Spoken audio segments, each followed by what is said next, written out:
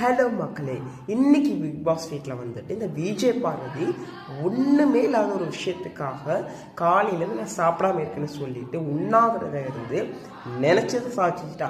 அவங்க என்ன எவிக்ஷனில் இருக்கா, இப்போ வந்து அட்டென்ஷன் சீக் பண்ணி எல்லாருமே வந்துட்டு நம்மளுக்கு அவாய்ட் பண்ணுறாங்க, எல்லாமே கார்னர் பண்ணுறாங்கன்னு சொல்லி ஒரு சீனை கிரியேட் பண்ணால் மக்களுடைய ஓட்டு எடுத்துக்கலான்னு பார்க்குறாங்க. Actually the people will know this, யார் உண்மையாக இருக்கா, யார் வீம்புக்கிறே பண்ணுறாங்கன்னு தெரியும்.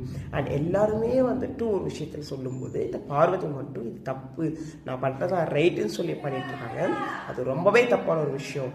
இது ஒரு பக்கம் இருந்தாலும் இன்னொரு பக்கம் வந்துட்டு என்ன நடக்குது அப்படின்னா, இந்த திவாகர் சார் இந்த வாட்டர் மேலன் என்ன பண்ணுறாரு அப்படின்னா ஃபுல் அண்ட் ஃபுல் சொம்பு தூக்குறாரு.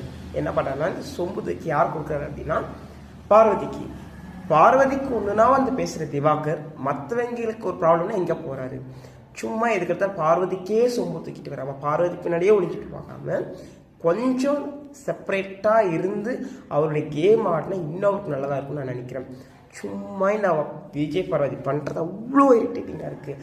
ஒரு ஹவுஸ் வேலை சொல்கிறாரு, கேப்டன் சொல்லும்போது அந்த கேப்டன் ஃபாலோ பண்ணுறது தான் ஹவுஸ்மேட்டோட வேலை.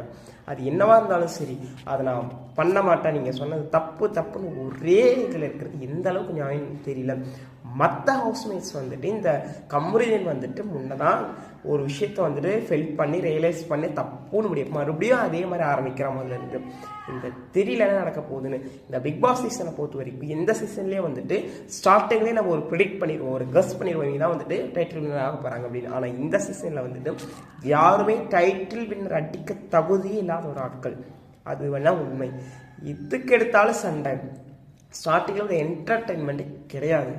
அது எஃப்ஜே எதுக்கு எடுத்தாலும் கோவப்படுறா, இங்கே ஒரு ஆள் மிக்சர் சாப்பிட்டுட்டே இருக்குது, இன்னொரு ஆள் வந்துட்டு தடவிக்கிட்டே இருக்குது, இன்னொரு ஆள் வந்துட்டு சண்டை போட்டுகிட்டே இருக்கான், இன்னொரு ஆள் சொம்பு தூக்கிட்டே இருக்கான், இன்னொரு ஆள் சமைச்சிக்கிட்டே இருக்காங்க, இன்னொரு ஆள் வந்துட்டு குறை பேசிகிட்டே இருக்காங்க, இன்னொரு ஆள் வந்துட்டு எதுக்கு இருக்காங்கன்னே தெரில. ஆக்சுவலி இந்த பிக் பாஸ் வீடு என்னன்னு எனக்கும் தெரில, பார்க்குறவங்க உங்களுக்கும் தெரில. அப்கமிங் டேஸில் என்ன நடக்குன்னு பார்க்கலாம்.